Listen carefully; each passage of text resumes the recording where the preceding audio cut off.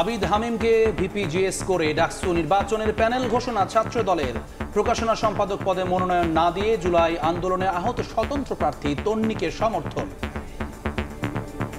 ডাকসুর সহসভাপতি হিসাবে ছাত্রদল মোহাম্মদ আবিদুল ইসলাম খানকে মনোনীত করেছে। জিএস সাধারণ সম্পাদক হিসাবে শেখ তানভীর বাড়ি হামিমকে নির্বাচিত করেছে।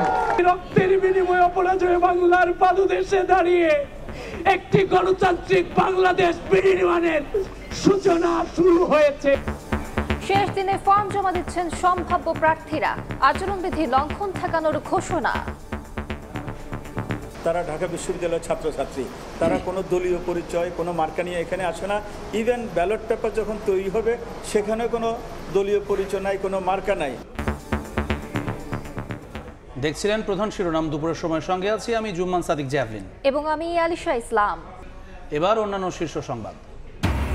গণপরিষদ নির্বাচনের মাধ্যমে নতুন সংবিধান চায় এনসিপি। ভোট বিলম্বে চেষ্টা হিসেবে দেখছে বিএনপি। নৈতিক মানোন্নয়ন ছাড়া সমাধান দেখছে না জামায়াত। 2-1 সপ্তাহের মধ্যেই রাজসাক্ষী সাবেক আইজিপি মামুনের জবানবন্দি জানালো প্রসিকিউশন। মানবতা বিরোধী অপরাধের মামলায় শেখ হাসিনার বিরুদ্ধে 6ষ্ঠ দিনের সাক্ষ্য গ্রহণ। তামাক নিয়ে সচেতন করা না গেলে আগামী প্রজন্মের ভবিষ্যৎ অনিশ্চিত, জানালেন প্রধান উপদেষ্টা। অসংক্রামক রোগ প্রতিরোধে আন্তঃমন্ত্রণালয়ের যৌথ স্বাক্ষর। চক্রের ভয়াল থাবায় ক্ষত বিক্ষত সিলেটের শাহ আরেফিন টিলাও। প্রশাসনের দলগত গাফিলতি দেখছেন পরিবেশবিদ। দায় এড়াতে পারে না অর্ধ ডজন মন্ত্রণালয়। এবং তিস্তা নদীর ওপর মাওলানা ভাসানী সেতুর উদ্বোধন করলেন উপদেষ্টা আসিফ মাহমুদ। গাইবান্ধা কুড়িগ্রাম সরাসরি সড়ক যোগাযোগ শুরু, স্থানীয়দের উচ্ছ্বাস।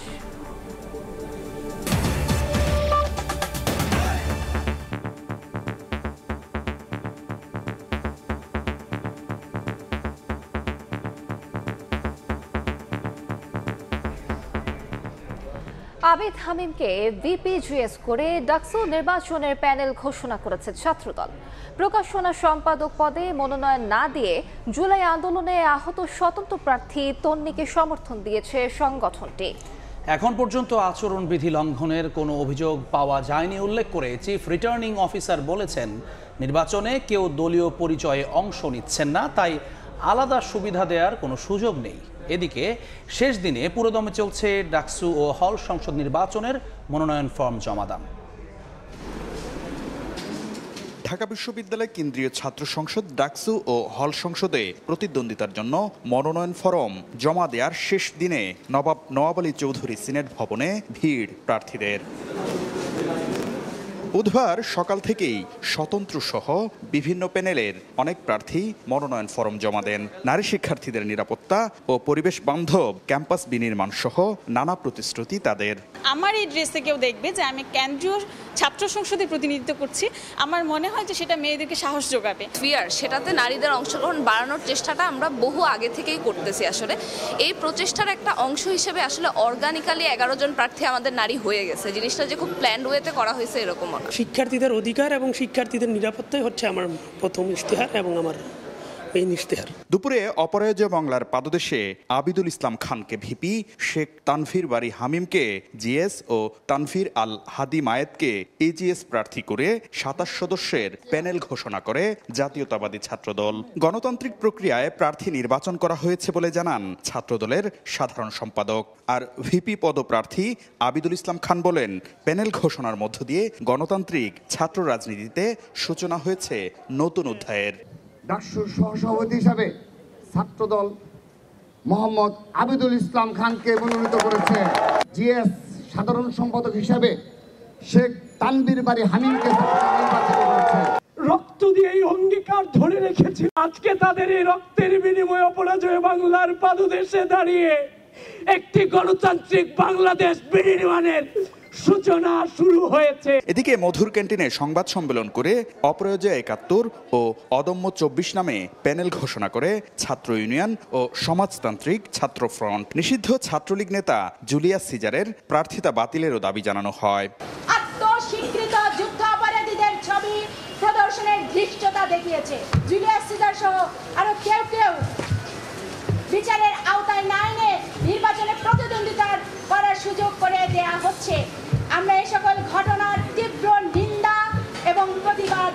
যোগাযোগ বৈকল্য বিভাগের শিক্ষার্থী মোহাম্মদ নাইম হাসান হৃদয়।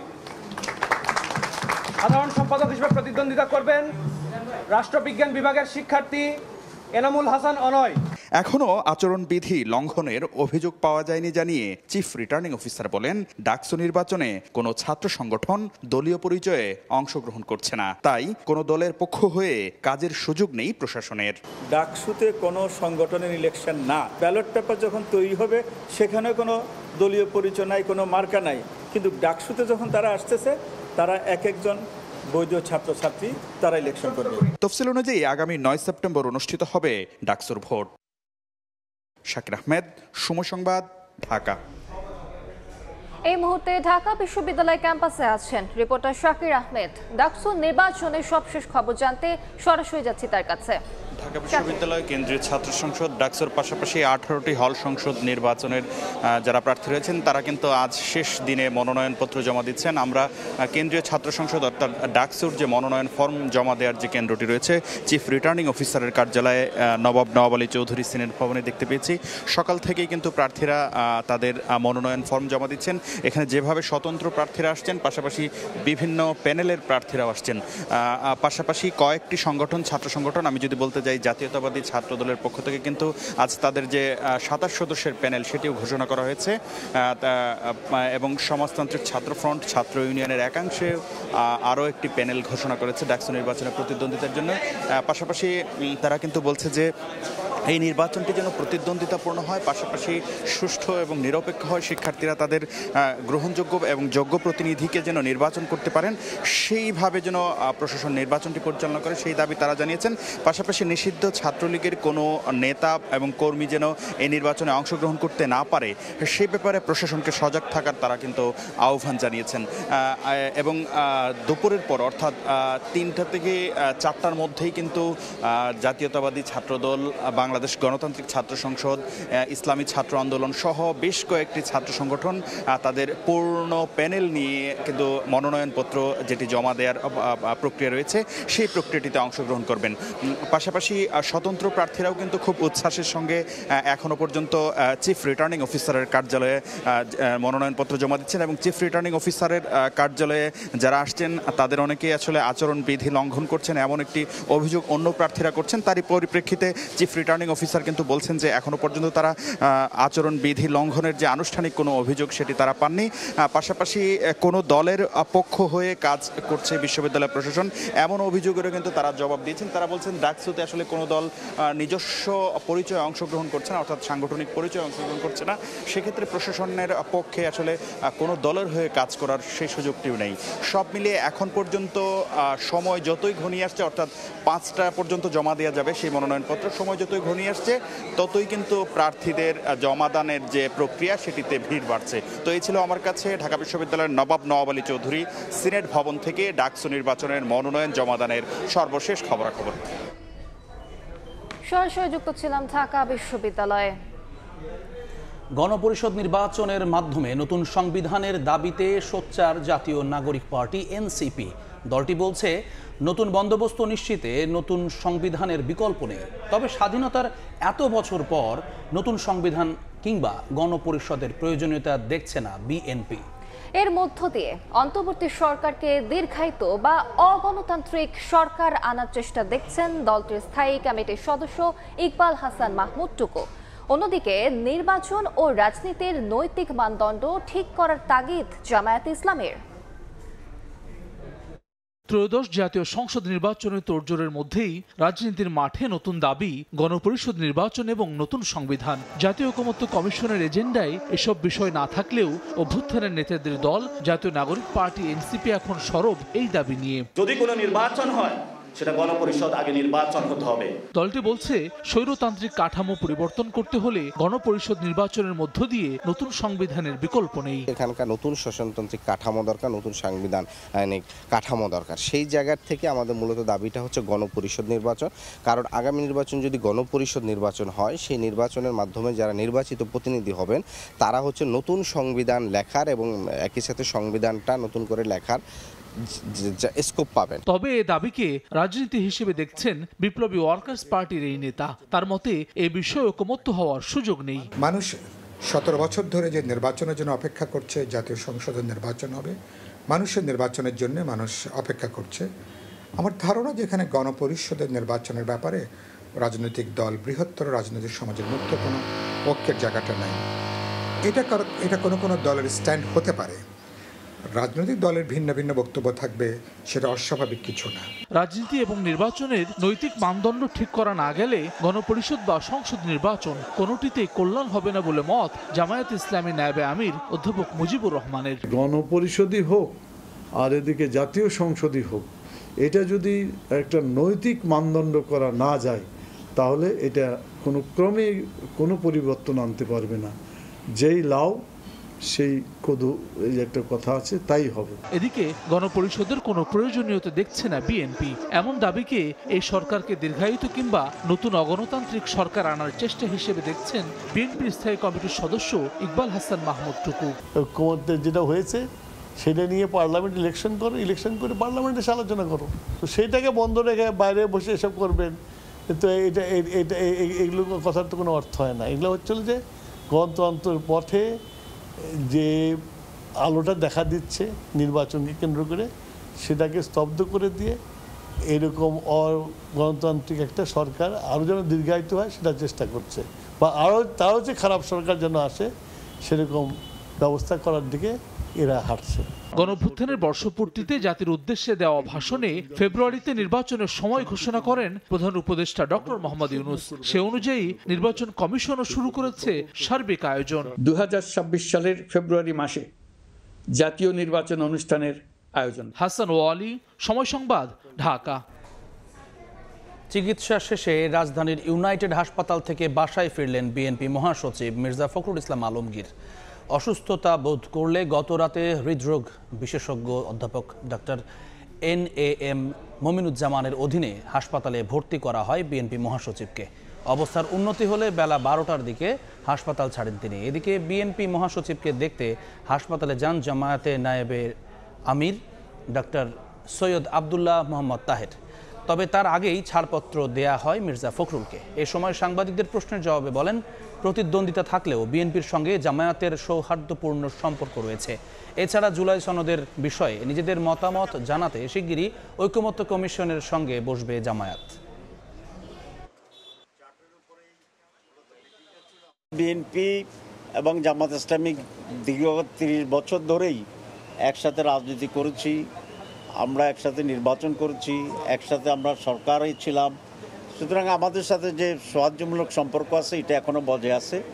বিচ্ছিন্ন বিক্ষিপ্তভাবে কেউ যদি কিছু বলে সেটা আমরা মনে করি সেটা উচিত না এবং সেটাকে আমরা অত আমলে নেই না। আজকে বাংলাদেশের রাজনীতিতে কিছুটা অনিশ্চয়তা যেটা আছে, এটার জন্য আমি মনে করি সকল দলের, বিশেষ করে বড় দলগুলোর ভিতরে একটা পারস্পরিক আলোচনা হওয়া উচিত। তামাক নিয়ে সচেতনতা তৈরি করা না গেলে আগামী প্রজন্মের ভবিষ্যৎ অনিশ্চিত হয়ে পড়বে বলে মন্তব্য করেছেন প্রধান উপদেষ্টা ডক্টর মোহাম্মদ ইউনূস। সকালে রাজধানীর তেজগাঁওয়ে প্রধান উপদেষ্টার কার্যালয়ে অসংক্রামক রোগ প্রতিরোধে আন্তঃমন্ত্রণালয় যৌথ ঘোষণাপত্র স্বাক্ষর অনুষ্ঠানে এ কথা বলেন তিনি। এ সময় তিনি নারী ও শিশুরা যেন অসংক্রামক রোগে চিকিৎসা অগ্রাধিকার ভিত্তিতে পায় সেদিকে খেয়াল রাখার নির্দেশনা দেন। স্বাস্থ্য সচেতনতা সামাজিক আন্দোলনের রূপ দিতে সবাইকে এগিয়ে আসার আহ্বান জানান তিনি। এ সময় সংশ্লিষ্ট দফতরের প্রতিনিধিরা ডক্টর মোহাম্মদ ইউনূসের হাতে ঘোষণাপত্র তুলে দেন।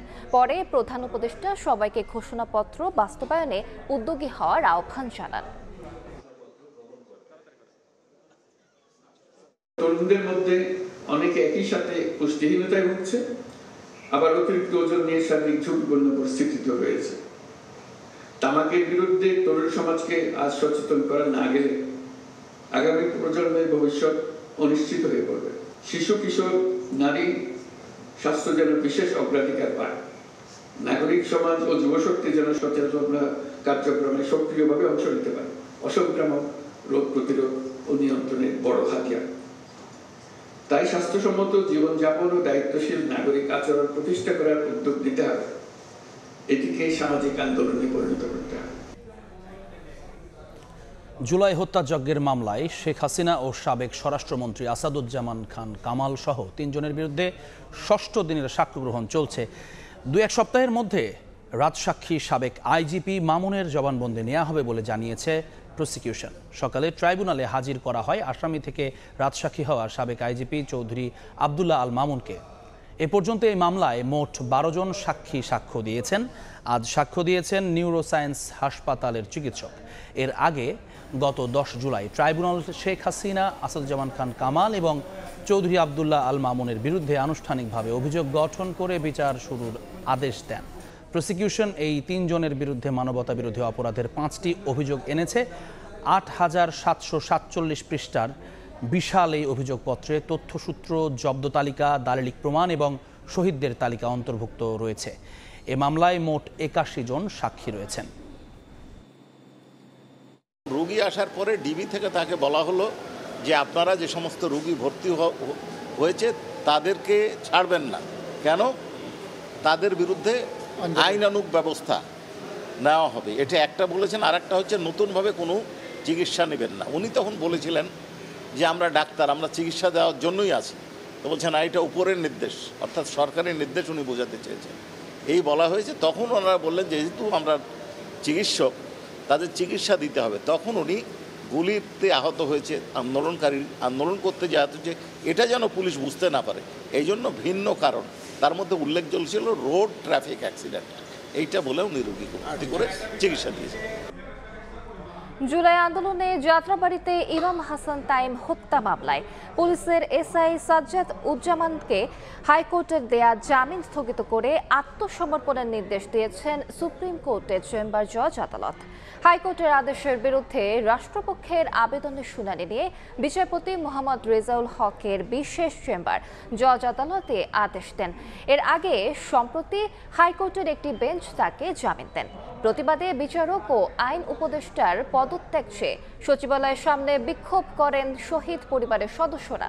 ফেসবুক পোস্টে আইন উপদেষ্টা জানান, এই জামিনের সঙ্গে আইন মন্ত্রণালয়ের কোনো সম্পর্ক নেই।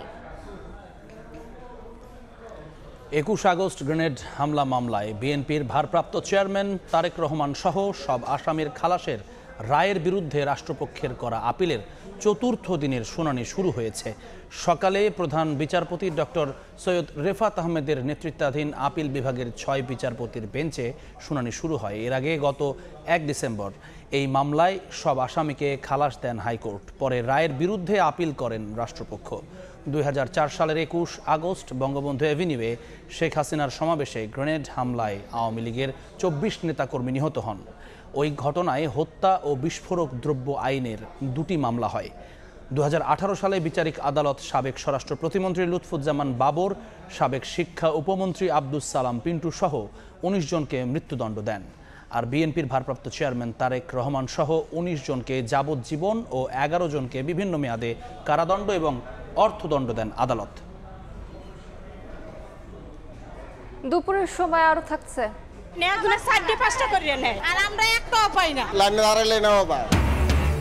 টিসিবির পণ্য বিক্রিতে অনিয়ম, একাধিক পয়েন্ট থেকে কিনছেন একই ব্যক্তি। নিম্ন আয়ের মানুষকে দেয়া পণ্য বিক্রি হচ্ছে বাজারেও, নির্বিকার কর্তৃপক্ষ।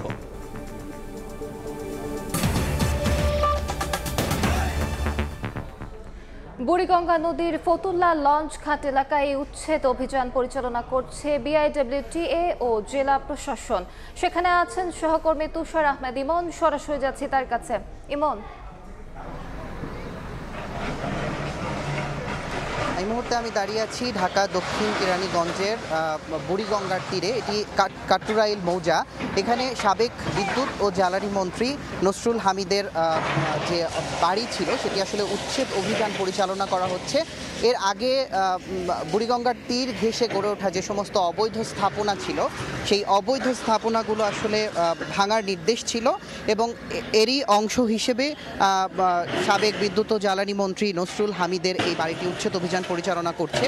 এবং আমরা জেনেছি যে এর আগে 2009 সালে হাইকোর্টের একটি রিট পিটিশনের আদেশে বুড়িগঙ্গার তীর ঘেঁষে যে সমস্ত অবৈধ স্থাপনা ছিল সেগুলো ভাঙার জন্য বলা হয়েছিল। তবে প্রশ্ন উঠতে পারে যে আসলে 2009 সালের রিট পিটিশনের প্রেক্ষিতে আজ কেন। সেক্ষেত্রে কর্মকর্তারা আমাদেরকে জানিয়েছেন যে সংশ্লিষ্ট কর্তৃপক্ষ জানিয়েছেন এর আগেও একবার এই বাড়িটি উচ্ছেদ অভিযান পরিচালনার চেষ্টা করা হয়েছিল, কিন্তু তখন সংশ্লিষ্ট কর্তৃপক্ষ আসলে উচ্ছেদ অভিযানটি পরিচালনা করতে পারেনি বিধায় আজকে আবারও উচ্ছেদ অভিযান পরিচালনা করা হচ্ছে। এবং এই উচ্ছেদ অভিযানের নেতৃত্ব দিচ্ছেন ঢাকা নদী বন্দরের যুগ্ম পরিচালক মোস্তাফিজুর রহমান এবং কেরানীগঞ্জ থানার এসিল্যান্ট শেখ আবদুল্লাহ আল মামুন।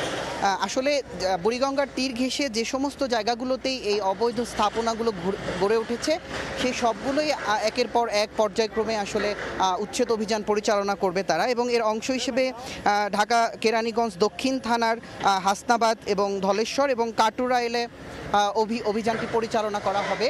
এবং তার অংশ হিসেবে আজকে এই সাবেক বিদ্যুৎ ও জ্বালানি মন্ত্রী নসরুল হামিদের এই বাড়িটি উচ্ছেদ অভিযান পরিচালনা করছে এবং এর আগে সামনের অংশটি উচ্ছেদ করা হয়েছিল এবং আজকে পর্যন্ত শুধু এই অংশটি অভিযান পরিচালনা করা হবে এবং আগামীকালকে আরও কিছু উচ্ছেদ অভিযান পরিচালনা করার কথা আছে বলে আমরা জেনেছি। এ ছিল এখান থেকে আমার কাছে সর্বশেষ। সরাসরি যুক্ত ছিলাম নারায়ণগঞ্জের ফতুল্লায়। সিলেটের পর্যটন এলাকার পাথর চুরির পাশাপাশি লুট হয়েছে শাহ আরেফিন টিলার কোটি টাকার পাথর। বিভিন্ন চক্রের ভয়াল থাবায় ক্ষতবিক্ষত রূপ এখন এই জায়গাটি। এলাকাবাসীর অভিযোগ প্রশাসনকে ম্যানেজ করেই দিনে রাতে লুট হয়েছে টিলাটি। প্রকাশ্যে বছরের পর বছর এই লুটপাটে কোটিপতি বনে গেছেন অনেকেই।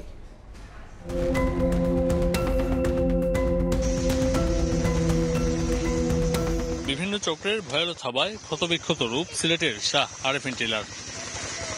পর্যটন এলাকা সাদা পাথরের পাশাপাশি লুট হয়েছে শাহ আরেফিন টিলার কোটি টাকার পাথরও। এলাকাবাসীর অভিযোগ একসময় আওয়ামী লীগের শামীম বাহিনী তারপরে অন্তত আরো 9টি আলাদা গ্রুপের নেতৃত্বে মাঠে খুঁড়ে লুট হয় কোটি কোটি ঘনফুট পাথর। তবে সংঘবদ্ধ এই চক্রের বিরুদ্ধে কথা বলতে ভয় পান এলাকাবাসী।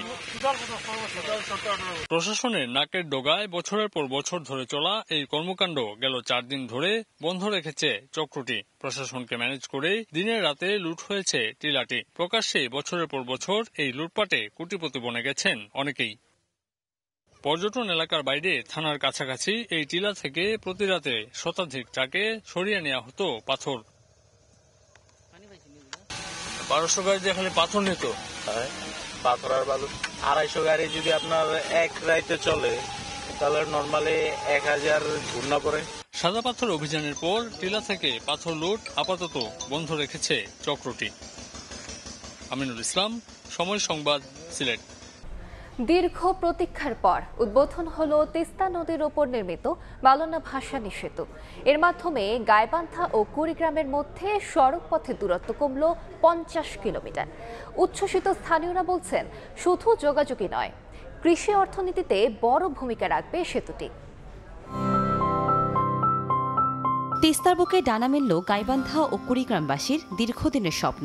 মাওলানা ভাসানী সেতুর মাধ্যমে সৃষ্টি হলো 2 জেলার সড়ক যোগাযোগ ব্যবস্থায় নতুন মাইল ফলক। এতে উচ্ছ্বসিত এই জনপদের মানুষ। বুধবার দুপুরে সেতুটির উদ্বোধন করেন স্থানীয় সরকার, পল্লী উন্নয়ন ও সমবায় উপদেষ্টা আসিফ মাহমুদ সজীব ভুইয়া। এরপর সেতুটি জনসাধারণের জন্য খুলে দেওয়া হয়। উৎসবমুখর পরিবেশে সেতু দিয়ে পারাপার হচ্ছেন এলাকাবাসী। আমাদের অনেক ভালো লাগতেছে আজকে এই সেতুটি উদ্বোধন হলো, তো আমরা খুব সহজে এপার থেকে ওপারে পার হতে পারবো। নদীর উপরে আমার শ্বশুরবাড়ি, যদিও কোনো সময় যাইতে পারি না, এখন সবসময় যাওয়া আসা করতে পারবো, এটা আমাদের অত্যন্ত খুশির বিষয়। এই সেতু উদ্বোধন হতে আমাদের অনেক সুবিধা হবে, যেরকম হচ্ছে যে আমাদের ঢাকা যাওয়ার সাথে অনেক রাস্তা কমে যাবে। আগে তো নৌকা ছাড়া কোনো পার হওয়ার হয়েছিল না, এখন তো আর নৌকা লাগবে না। মাওলানা ভাসানী সেতুর মাধ্যমে গাইবান্ধার সুন্দরগঞ্জ উপজেলার হরিপুর ও কুড়িগ্রামের চিলমারির মধ্যে সংযোগ স্থাপন হলো। সুযোগ তৈরি হলো সহজে কৃষিপণ্য সরবরাহ সহ শিল্পায়নের। এলজিইডির তথ্যমতে প্রায় 1500 মিটার দৈর্ঘ্যের সেতুটির নির্মাণ কাজ শুরু হয় 2021 সালে। এতে ব্যয় ধরা হয় 925 কোটি টাকা। সময় সংবাদ, গাইবান্ধা। ব্রাহ্মণবাড়িয়া 3 আসনের সীমানা পুনর্বহালের দাবিতে সড়ক অবরোধ করে বিক্ষোভ করেছেন স্থানীয়রা। সকালে বিজয়নগরের চান্দুরা এলাকায় জড়ো হন বিভিন্ন শ্রেণী পেশার হাজারো মানুষ। এরপর ঢাকা সিলেট মহাসড়ক অবরোধ করে বিক্ষোভ করেন স্থানীয়রা। এতে বন্ধ হয়ে যায় যানবাহন চলাচল। ভোগান্তিতে পড়েন চালক ও যাত্রীরা। আন্দোলনকারীদের দাবি, গত 30 জুলাই নির্বাচন কমিশন ব্রাহ্মণবাড়িয়া 3 আসনের বিজয়নগরের 3টি ইউনিয়ন আসন 2-এর সঙ্গে যুক্ত করে দেয়। এর প্রতিবাদে সীমানা পুনর্বহালের দাবি জানান তারা। পরে প্রশাসনের হস্তক্ষেপে অবরোধ প্রত্যাহার করে নিলে স্বাভাবিক হয় যান চলাচল। আমাদের 3 ইউনিয়নকে কেটে সরলের সাথে সংযুক্ত করাই এই বিজয়নগরের মানুষ মানে না, মানবে না। আমাদের দাবি বিজয়নগর সদরের সাথে না রাখে 3টা ইউনিয়ন আমরা রাজপথে রক্ত দিব। রাজনীতিক হিংসার কারণে আমাদের এই 3টা ইউনিয়নকে নিয়ে সবসময় সিনেমিনি খেলতেছে। আমরা তো কোনো অপরাধ করি নাই, এই যে হাজার হাজার মানুষগুলোকে আটক করে দিচ্ছেন, এটা তো ভাই ঠিক না। আমরা কষ্ট করলে সমস্যা, বাচ্চাটা অসুস্থ, সাধারণ জনগণটা তো ভাই আর কষ্ট দিয়ে এটা কোনো সুরাহা হইব না।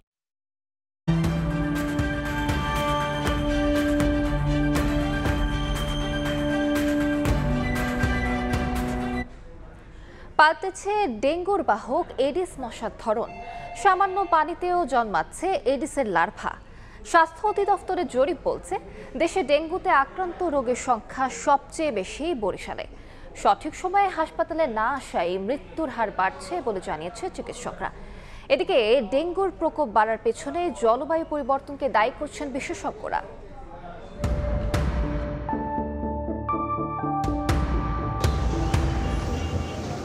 খালের পানিতে ভাসছে নানা ধরনের প্লাস্টিক দ্রব্য। এতে জমছে বৃষ্টির পানি, বিস্তার ঘটছে এডিস মশার।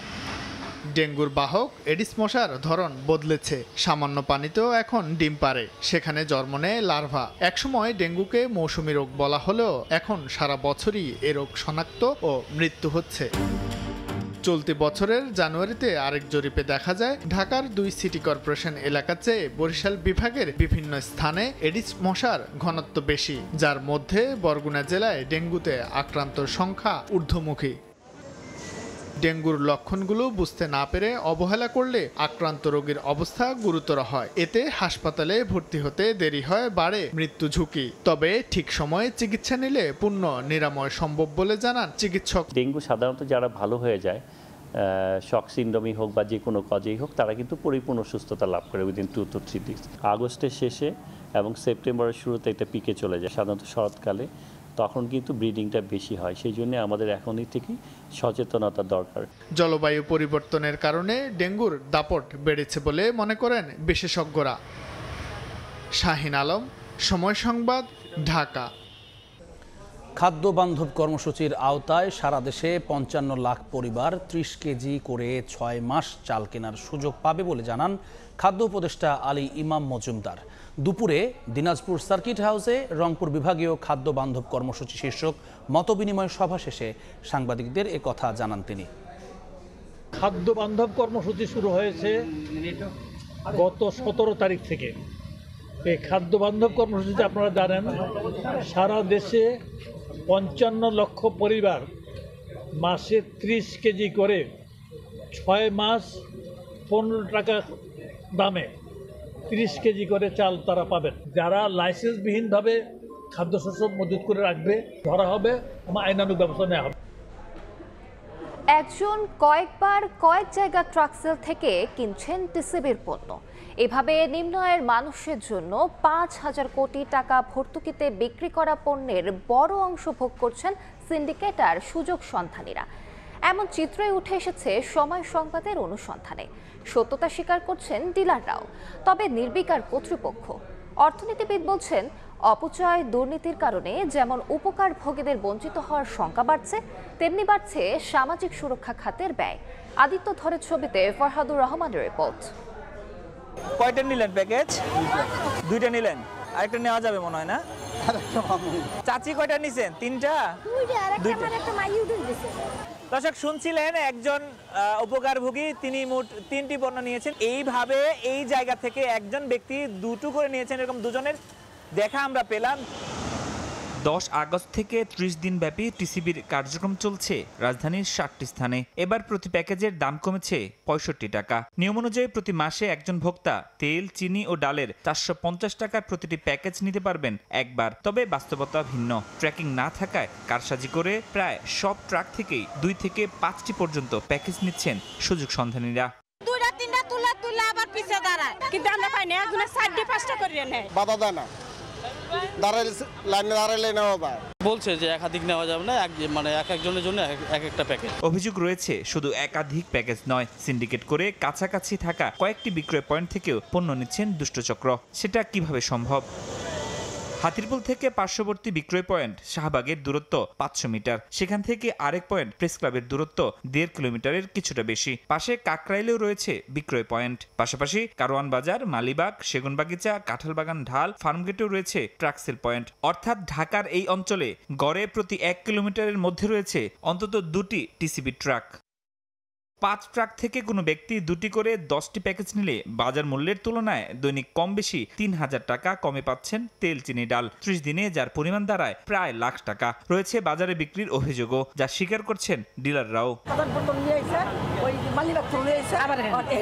অনেক জায়গা থেকে ভাই এটা নেয়, তাদের এটা পেশা হয়ে গেছে। কাঠ ছাড়া মাল না, এখান থেকে দিচ্ছে অনেকে, দুইবারও নিতেছে। কারচুপির অভিযোগ স্বীকার করলেও টিসিবির দাবি যা হচ্ছে তা একেবারেই নগণ্য।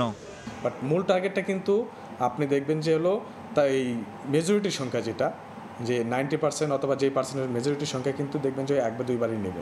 দুর্নীতি অপচয় বন্ধে পণ্যের পরিমাণ কমিয়ে বিক্রয় পয়েন্ট বাড়ানোর পরামর্শ অর্থনীতিবিদের। ট্রাকের সংখ্যা বৃদ্ধি করে 500 প্যাকেটের জায়গায় 300 প্যাকেটে নামিয়ে আনা, চিনিটিও আসলে বাদ দিতে পারে, যাতে জরুরি পণ্যগুলোই কেবলমাত্র এই নির্দিষ্ট আয়ের মানুষগুলো পেতে পারে। সরকার 1 কোটি উপকারভোগী পরিবারকে স্মার্ট ফ্যামিলি কার্ডের মাধ্যমে ভর্তুকি মূল্যে পণ্য বিক্রির উদ্যোগ নিলেও এ পর্যন্ত 57 লাখের কাছাকাছি কার্যকর কার্ড পৌঁছে দিতে পেরেছে টিসিবি। ফরহাদুর রহমান, সময় সংবাদ, ঢাকা। বিএনপির প্রতিষ্ঠা বার্ষিকী উপলক্ষে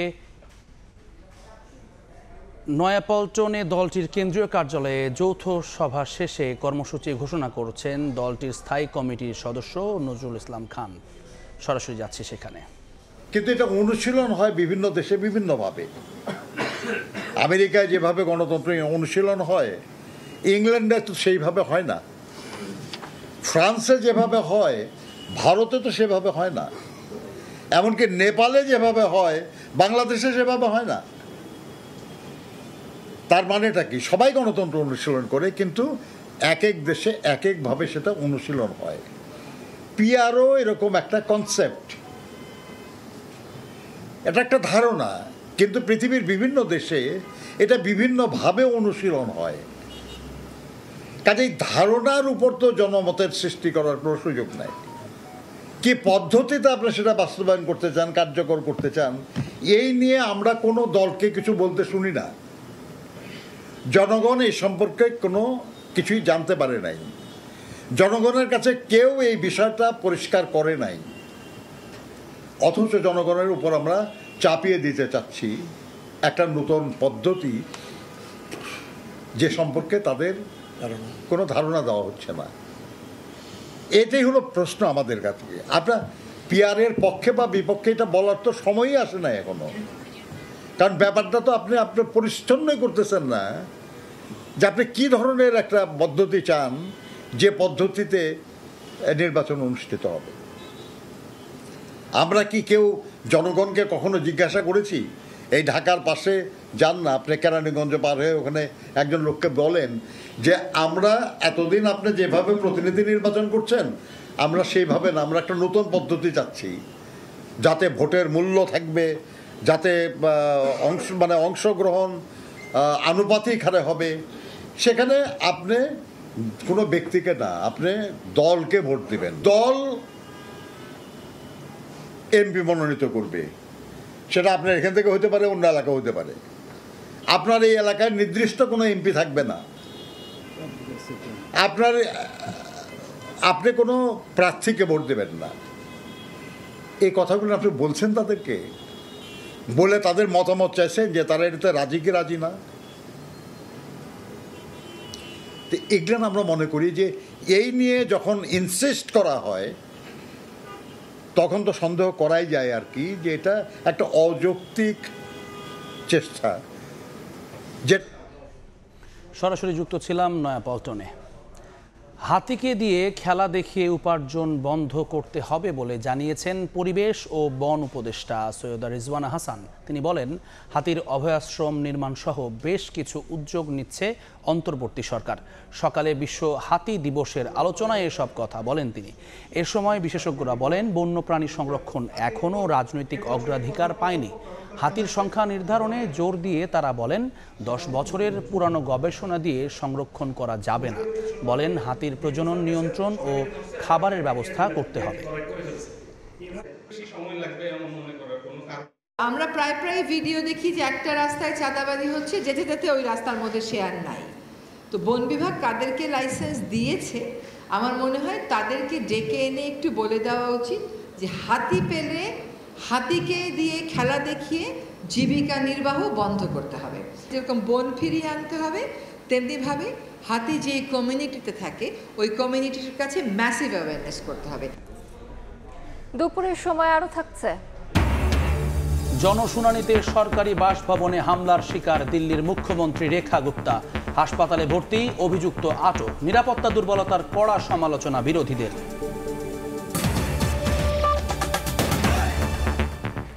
বান্দরবানে ৫ম শ্রেণীর শিক্ষার্থীকে সংঘবদ্ধ ধর্ষণের অভিযোগে ৩ জনকে গ্রেফতার করা হয়েছে। মঙ্গলবার সকালে পাড়া প্রধান থোয়াইজা মারমার বাসায় সালিশ বসে। সেখানে ৫০,০০০ টাকা জরিমানা করে ৫ জনকে ছেড়ে দেওয়া হয়। সামাজিক যোগাযোগ মাধ্যমে বিষয়টি ছড়িয়ে পড়লে রাতেই অভিযান চালিয়ে অভিযুক্ত ৩ জনকে গ্রেফতার করে পুলিশ।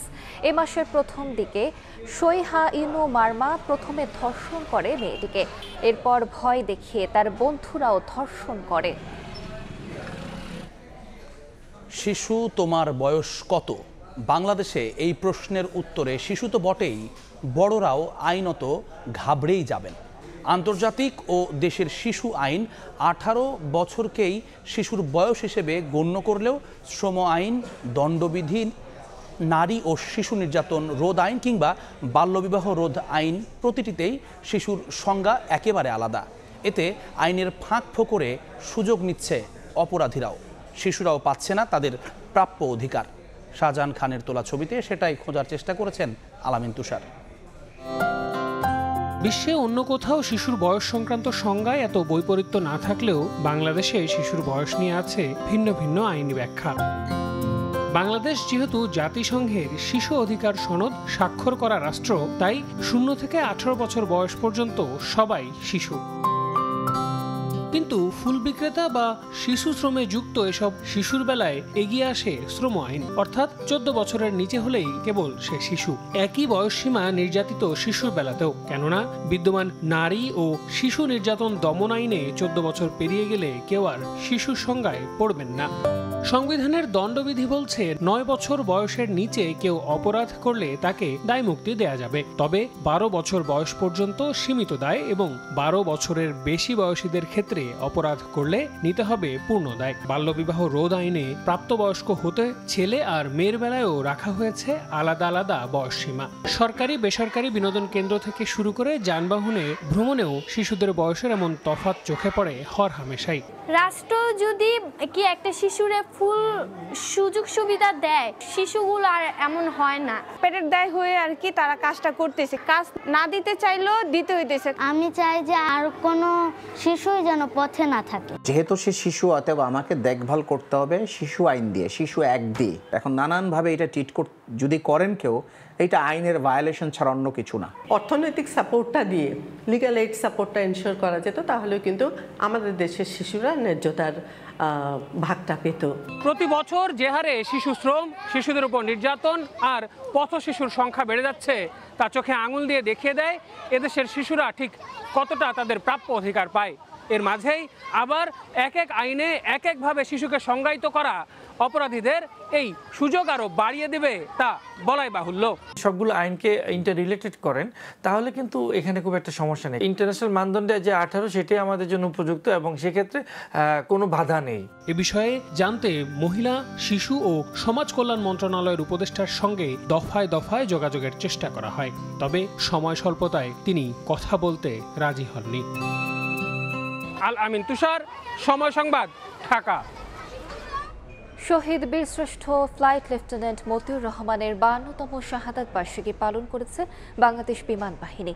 এ উপলক্ষে বিমান বাহিনীর বিভিন্ন ঘাঁটি ও ইউনিটের মসজিদগুলোতে বিশেষ দোয়া মাহফিল অনুষ্ঠিত হয়। এ সময় তার বিদেহী আত্মার মাগফিরাত কামনা করা হয়।